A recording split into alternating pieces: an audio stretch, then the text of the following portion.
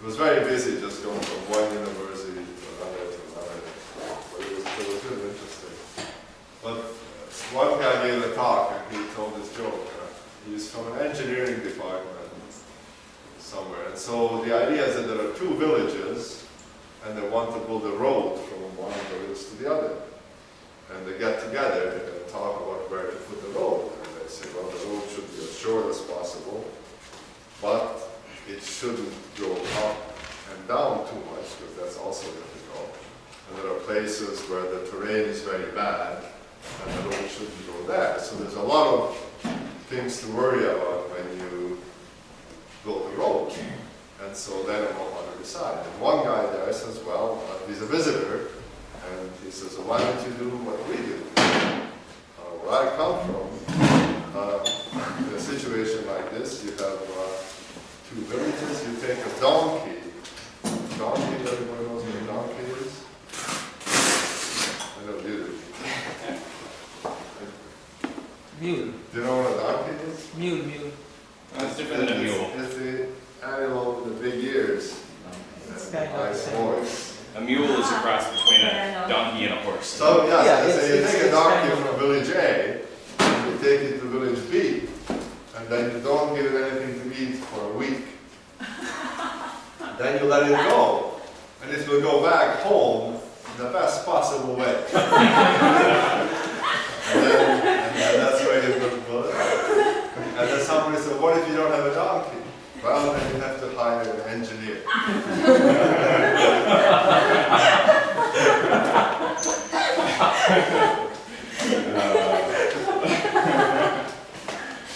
Okay, so a couple of things. We talked about magnetic system, and we said that we could write the free energy. Now, who remembers the free energy for the Weiss ferromagnet?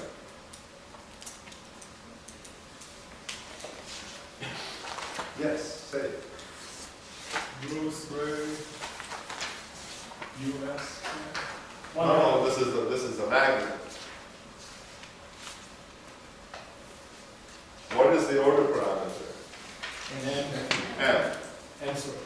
So there's something we had a b here and an m squared and a half, and then we had something else here. Minus rho kt, always a logarithm. And it all comes from the partition function, right? Just a logarithm. Then we had some integral here, e to the rho b and small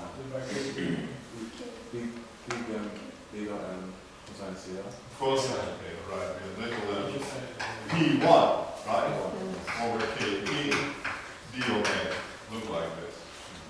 And then we said, but we can do an expansion of this guy in terms of m, and then we got, so this is the exact value, and then we had the Landau expansion, where this was approximately equal to 1/2 a m squared, both Dexter.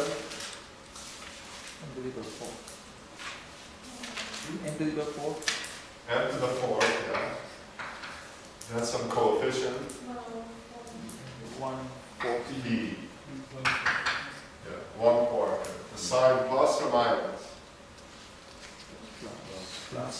Plus. Why is it plus? Eminem?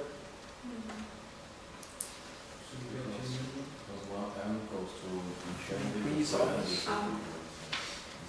Yeah, when m gets big, the energy has to go up. Otherwise, m would go to minus. If this is a minus sign, then m would go to minus infinity. Right? So we know that this is going to be plus. Okay. And then there are other terms. Okay, and then this guy, what's inside this A? One T over T and now you minus T naught. T. T 1 T 1. T over T T over Tc minus 1. Good.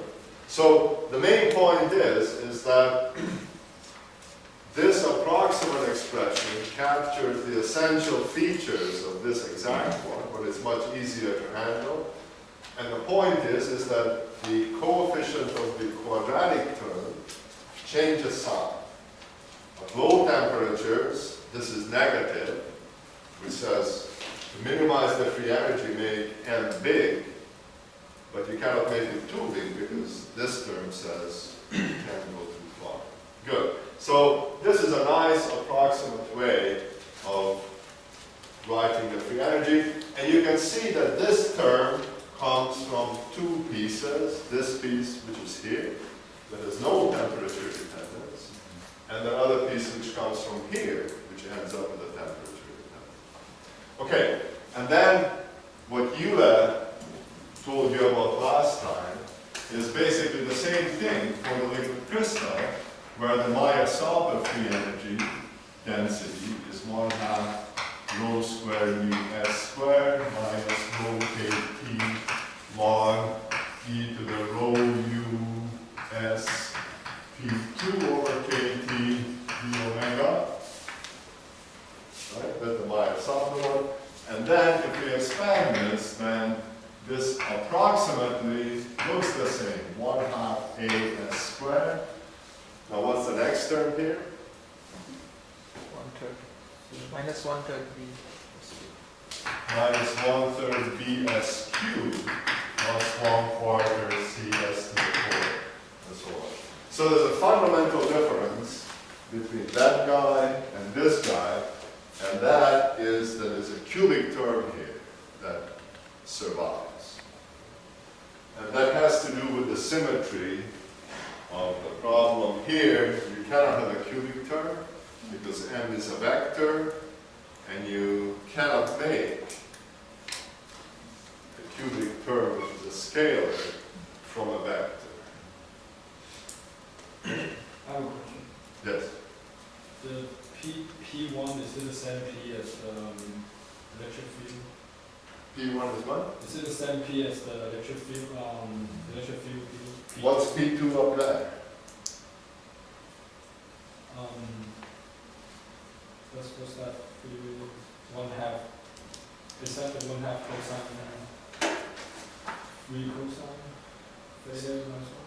Second order Legendre polynomial. Right, that's the second Legendre polynomial. Yeah. Is that the first one? That's right. I just cos theta. Okay. That's cos theta, that's 1/2 equals to -1. But in the 2D case, we get something different, right? We don't get in the 2D case, we don't get a Legendre polynomial out there. In a 2D case, you don't. That's right. You get. Some other thing that looks But- like paragraphs. But that's sort of because in a 3D case, you're falling on the surface of a sphere, That's right. and cosine is a polar angle. In 2D, you only have one angle, so that's why it's a different story. But you get orthogonal polynomials in cosine and sine in a 2D case, and again, you're just keeping the lowest order. Consistent with the symmetry that when you turn the log n for n, you get the same thing. Right? Okay, good. So this is kind of the story. And now I don't know exactly what you did, but of course the real order parameter for a magnetic liquid crystal is what? It's not just S. It's cute. Cube. Tensor. Second rank tensor. Right? And so, and remember that when we wrote down the Meyer-Sauber potential, it was the Q tensor and little q, which was something we wrote in terms of the components of the unit vector along the symmetry axis. And so, if we were to do the thing properly, then we would really get a free energy that would look like now.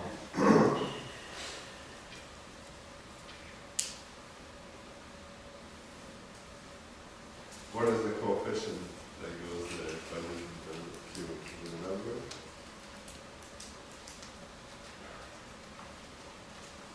I don't remember. Okay, something, some fraction, some fraction rho squared u q squared minus rho kt log. And again, you get some fraction here, rho u q sigma over kt b omega. And is everybody comfortable with this? Do you remember what q is? Do you remember what sigma is?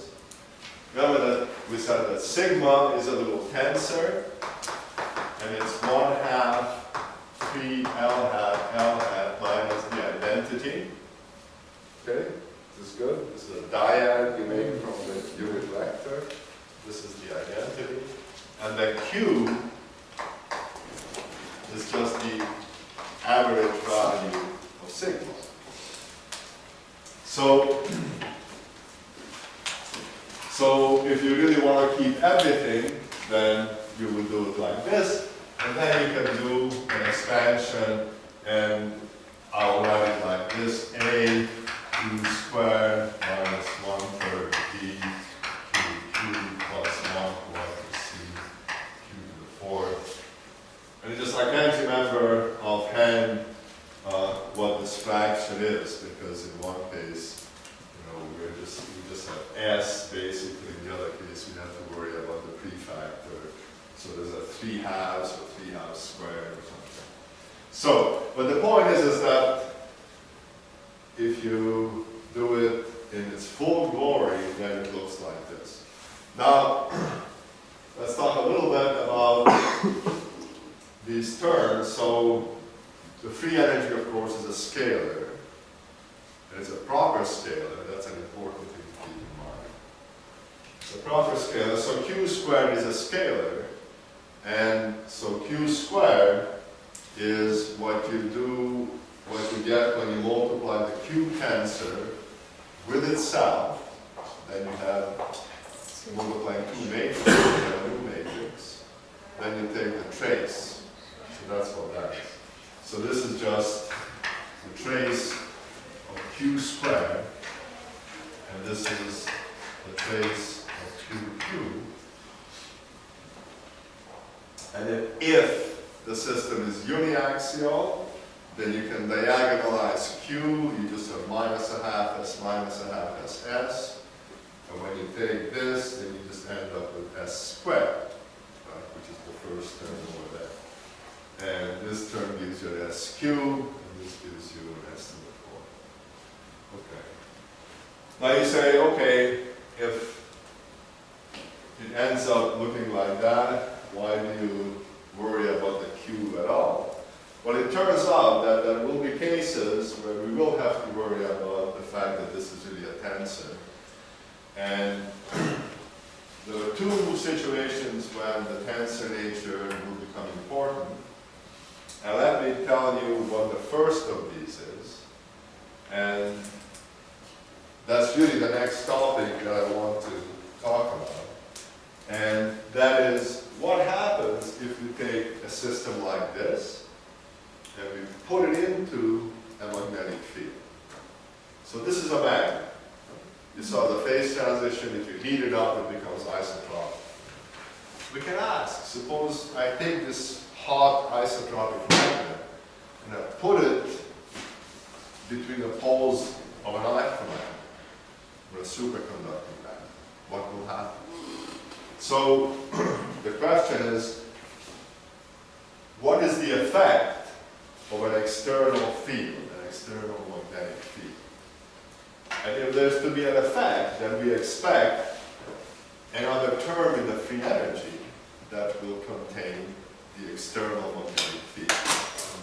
And that external magnetic field has to couple somehow to this, the order parameter, right? To the magnetization. If I take an ordinary material, put it into a magnet, I will induce a magnetic moment. So the next question is, what is the effect of external fields? And so we will get some term that will contain this external field. Okay, and we have to have a scalar. And we need to couple to the order parameter. So we'll get some term that will look like this maybe. Maybe something like this. Some coefficient here. And the same thing is true here. If I have an electric field, then I expect to have a term here that is going to somehow incorporate the effect of an external field. Now, it should couple to the order parameter somehow. So, but then this is a vector. Right? We need a scalar. S is a scalar. Not really sure what happens. But here, you can sort of see that life is a little easier. If I have an electric field, then I can make a scalar by taking Q, which is a second rank tensor, and contracting it with the electric field. True? Everybody can see how this is a scalar? This can be a scalar? Yes. I take this tensor multiplied by E, I get a new vector, and dot that vector with this vector, and I have a scalar. So we'll get a term like this, and so this is one place where the tensor nature of the order parameter becomes important. And of course, there's some coefficient here, and we don't know what that is. And if we have a magnetic field, then again, we expect something similar. And this is really important because liquid crystals are interesting because they respond to fields. That's why we love them. We make displays out of them. You apply a voltage, an electric field, causes reorientation. So that's not so obvious in this description, but it's pretty obvious here. Okay? So that's what we need to have.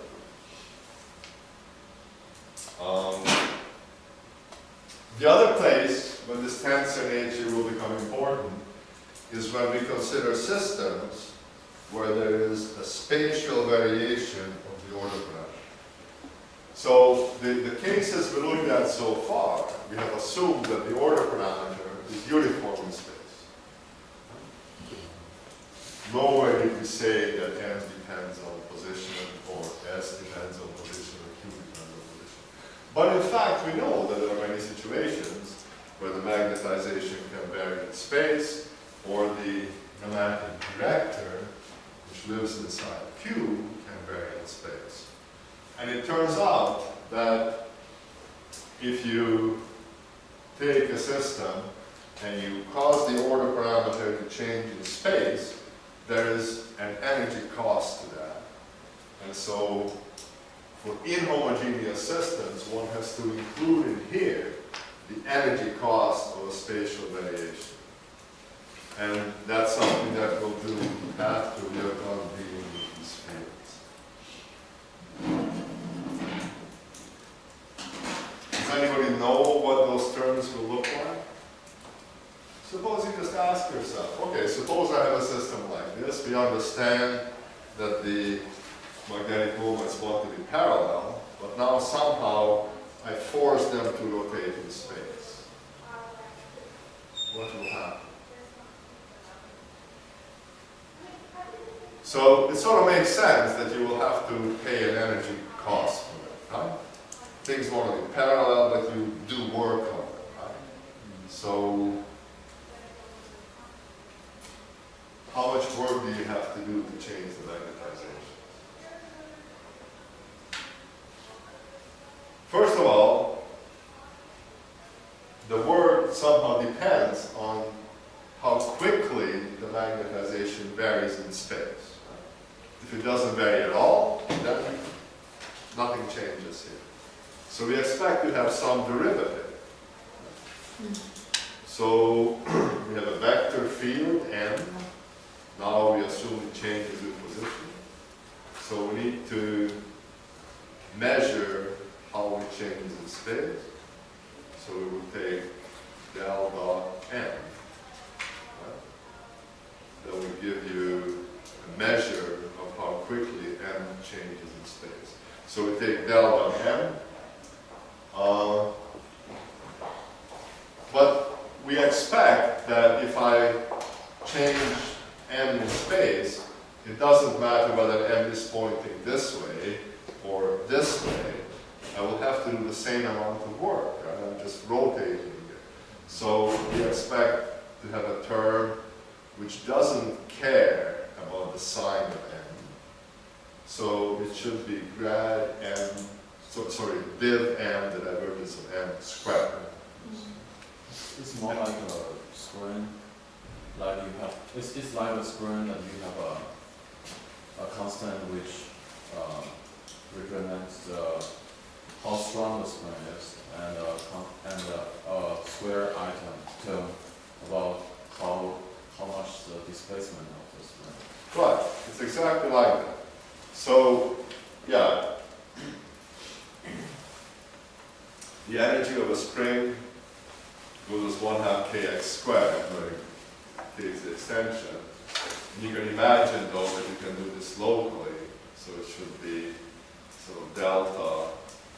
Well, And K is I don't want to pursue that too much, but basically, the term that would come in here would look like del dot m, right? So the divergence of m squared, and we would need something that corresponds to a string constant, so we would get something like this.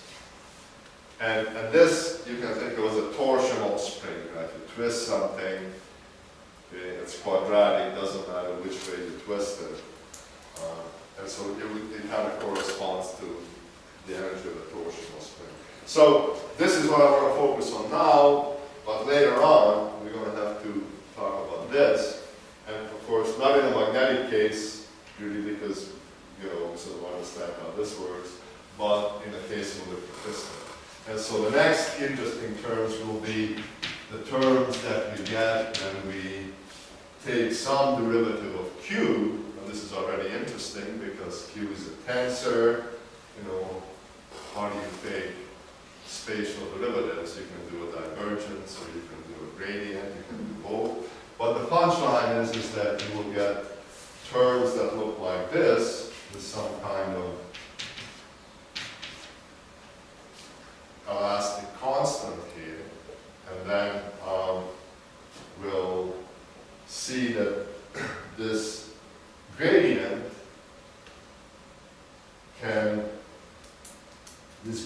includes changes in the eigenvector, in the director, and also changes in the eigenvalue, which is x.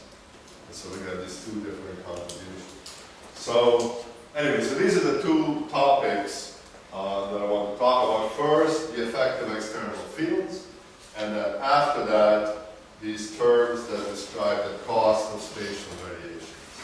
And so the Frederick's transition story that, have you heard about Frederick's transitions? Yes? No? Anyway,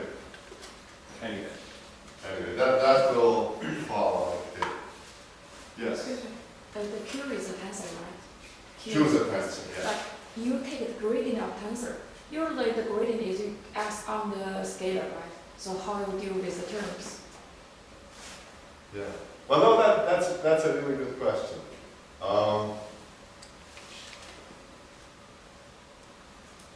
That's a really good question.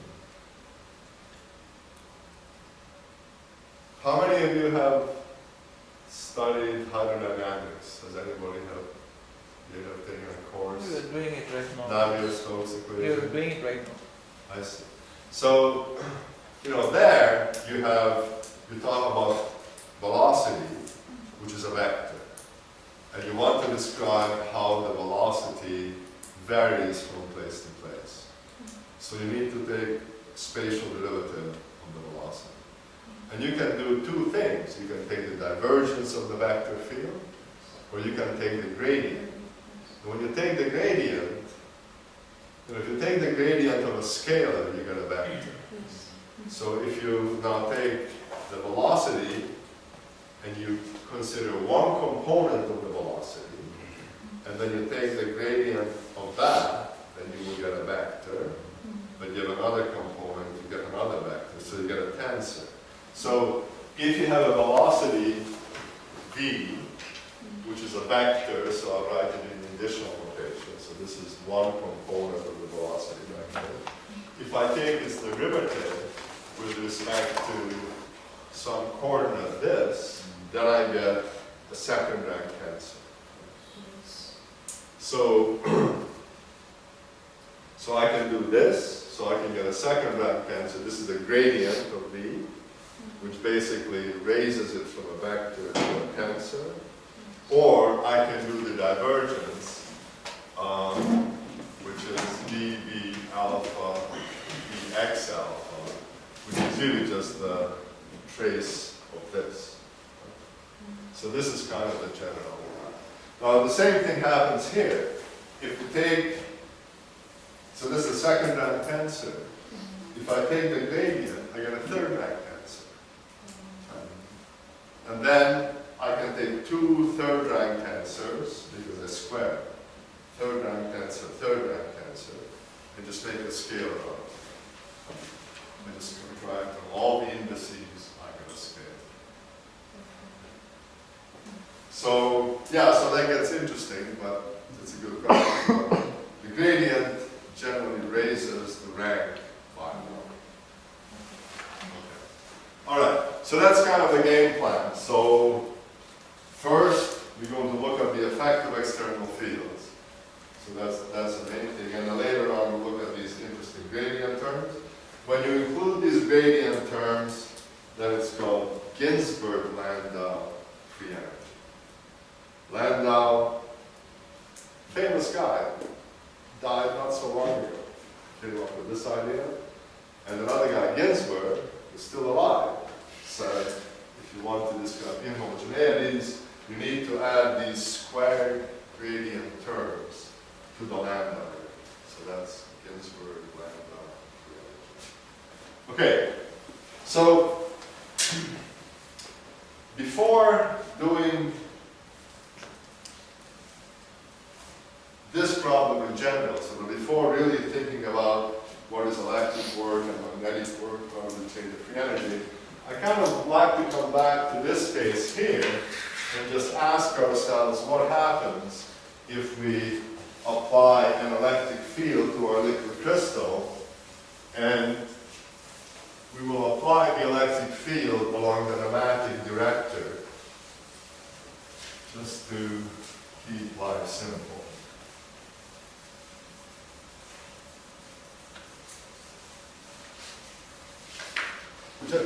I want to do this so it kind of tells us what to expect over there. So if we apply heat along the director, what happens? Well, you know, we kind of know that this is the free energy. So this term here is really just the potential energy of one molecule in the field of its name. This term here is just the average, that half the average we subtracted out. So this is just the potential energy of one molecule. So if I want to know what happens when I apply an electric field, I just need to add the energy term that comes from the field up here, and everything will fall out. So let's do that. So first of all, let's ask what happens again if we have a molecule and I put this molecule in an electric field and I want to write down what its potential energy is due to the electric field. So when I apply the electric field in some arbitrary direction, this molecule will become polarized, right? So I'll have an induced dipole, and then I can just write down the energy of an induced dipole in an electric field. So first of all, let's write down how big a dipole is. So the electric dipole that I get, and now I want to write it down properly. So I need to take this electric field and split it into two components. A component this way and a component that way, and calculate the induced dipole due to both of those orthogonal So first, let's take the part of the electric field which is along the long axis of the model. So we just project E onto L. So there will be E dot L. That's the component of E along L. And it's going to be in the L direction. So that's the field. And then we'll call the polarizability alpha parallel. Right? That's the polarizability due to an electric field in this direction. Okay, so that's this part. Now we have to add to that this part. So we add to alpha perpendicular times the electric field in the other direction. Now how can I write the electric field in the perpendicular direction?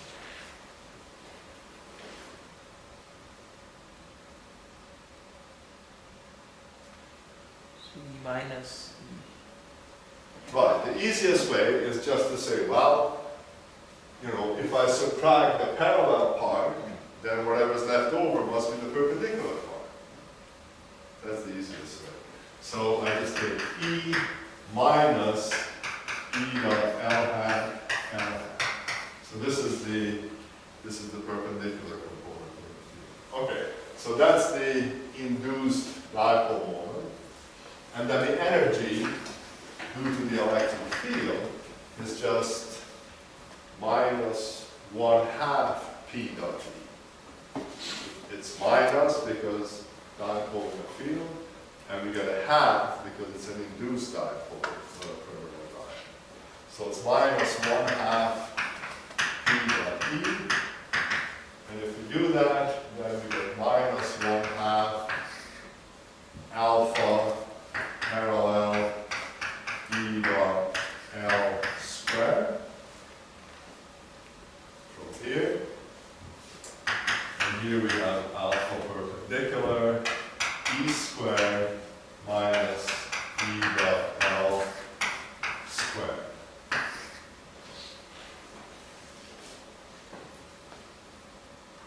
Now, you can see that this term here is independent of orientation. So we don't care about this part. Right? This is just a constant that will never change. It doesn't matter what the orientation is. An additive constant of the energy is going to be going. Okay? So ignore this. And then we have minus 1/2 alpha parallel minus alpha perpendicular. And then we have E dot L squared. That's pretty simple. Now, if E is along the director, then this will just be cos theta. Because cos theta is just the angle that the molecule makes with the director. So this is going to be minus 1/2, and I'm going to call this guy delta alpha, this guy here, E squared cos squared theta. Okay, so that's the energy of a molecule here. And you can see that if the polarizabilities are the same in the two directions, then this guy is going to be 0, and it won't matter which way the molecule goes. Okay, so, but now we like to deal with P2 instead of cos squared theta. And that's what we have there, so easier to deal with. So let me write this in terms of P2. And so to do that, I need to have 3 halves here. So I need to multiply this by 2/3.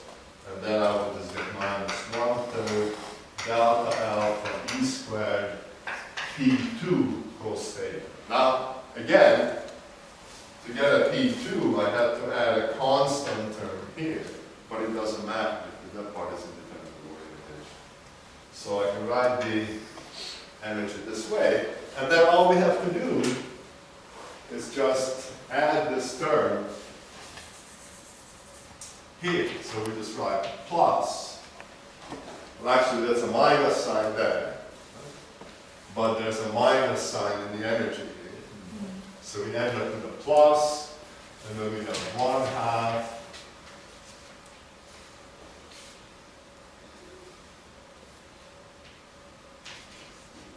delta alpha E squared P2 over KT.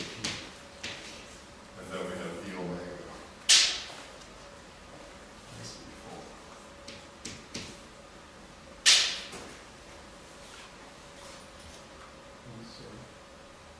You have 1/3? 1/3, yeah, thank you.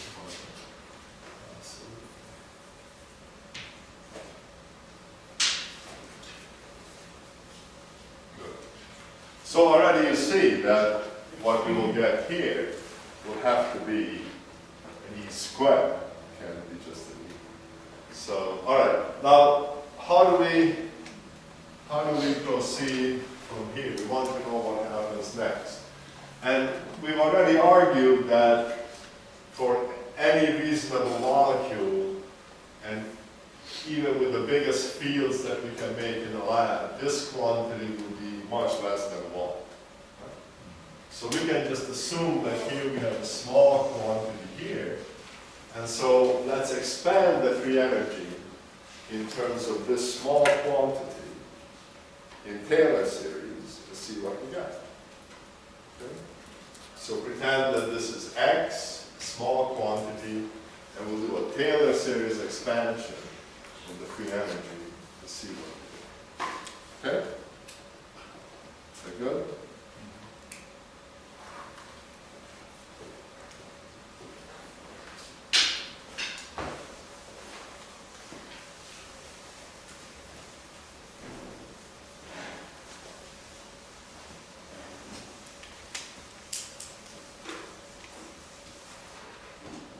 All right.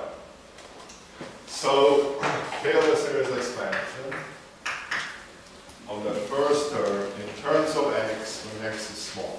So the first thing we'll do is we evaluate the function when x is equal to 0. Right? Then we just get the free energy without that term there. So we call that F naught. And then the next thing we have to do is we have to take the derivative of f with respect to x, evaluate the derivative of x equal to 0, and then multiply by x, and that's what we have. So we take the derivative with respect to x. Now, there's nothing here, we only have this guy. So we have this logarithm, usual story, this thing goes in the denominator. Then the derivative of this guy with respect to x. Well, we just have e to the x p2. So the p2 comes down. This guy goes up. And then we evaluate that when x is equal to 0. So we get minus rho kt. Then we have just the argument at the bottom when x is equal to 0. So we have rho u s p2 over kt d omega. Up here, when we take the derivative, we get a p2 e to the rho u s p2 over kt d omega. Again, if x is equal to 0, this term disappears. So we just got that. And then we have to multiply this whole thing by x, which is 1/3 delta alpha e squared over kt. That's x. Okay, and the nice thing, and you should rejoice when you see it, is that this term here is just s. That's what it is.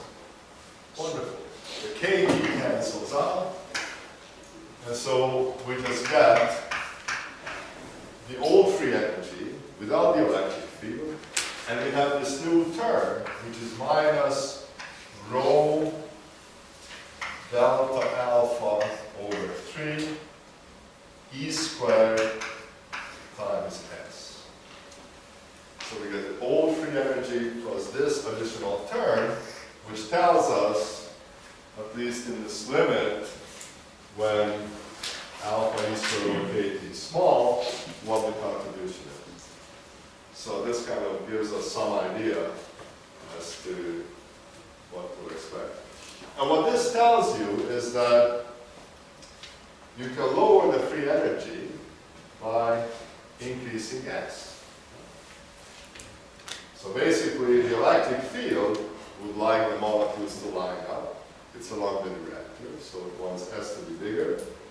And so the effect of an electric field is to increase S, but not too much, because if you increase S too much, then this part of the free energy will be unhappy. This is the old free energy that tells you what S wants to be without an electric field. If you start changing S from the value this guy likes to have, this is going to increase. So basically, the electric field wants S to increase, but it can't increase by too much because this term is controlling it. Right, and E just doesn't have that much to do with S, does it?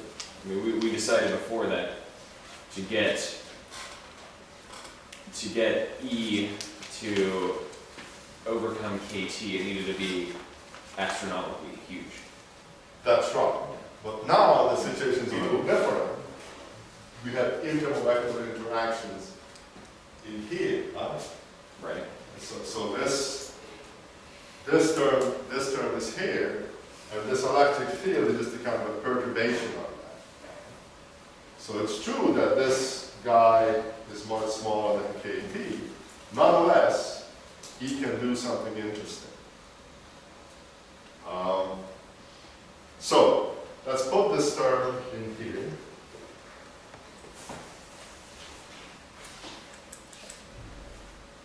So we have minus rho delta alpha over 3 E squared S. Right, so we have the old free energy plus this contribution here. And now we can basically figure out how the electric field will change S.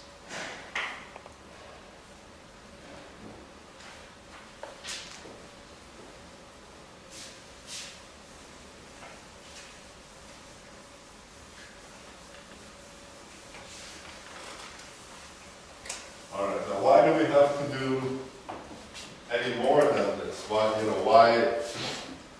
do I have a whole chapter on electric and magnetic work?